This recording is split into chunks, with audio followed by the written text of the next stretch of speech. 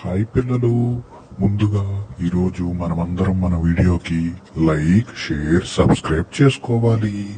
ఇంకా గంట సింబల్ ని ఆన్ లో ఉంచుకోవాలి. ఈరోజు మనం చెప్పుకోబోయే కథ పేరు నమ్మకమైన ముంగీస. ఒకప్పుడు ఒక రైతు ఒక చిన్న గ్రామంలో నివసించేవాడు.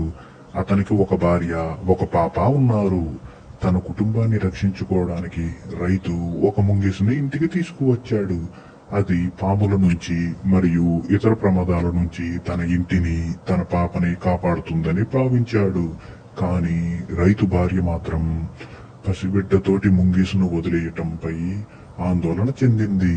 ఎందుకంటే ముంగీసు తన పిల్లను హాని చేస్తుందేమో అని ఆమె భయపడేది. కానీ రైతు ఆమెకు నమ్మకం చెప్పాడు. ముంగీస చాలా నమ్మకంగా ఉంటుంది, మన బిడ్డకు ఏ హాని చెయ్యదు అని చెప్పాడు. ఒకరోజు రైతు మరియు అతని భార్య ఇద్దరు ఇంటి బయటకు వెళ్లారు.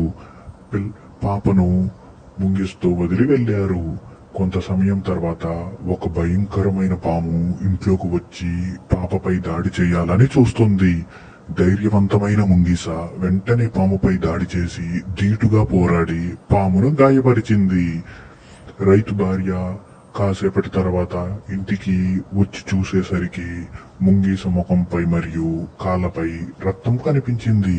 వెంటనే ఆమె తన పాపను ముంగీస ఏదో హాని చేసిందని భయపడి ఆవేశంతో ఒక పెద్ద కర్రతో ముంగీసను కొట్టింది.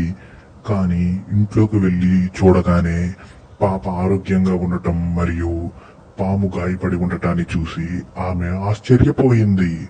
రైతు తన భార్యతో నీవెందుకు ఇంత తొందరపడి ముంగీసను కొట్టావు అని బాధపడ్డాడు. అప్పుడు రైతు భార్య కూడా ముంగీసను కొట్టినందుకు చాలా బాధపడింది.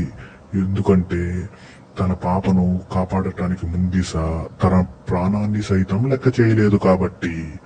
ఇందులోని నీతి ఏంటంటే పిల్లలు, ఆవేశంతో పని చేయడం ముందు ఒకటికి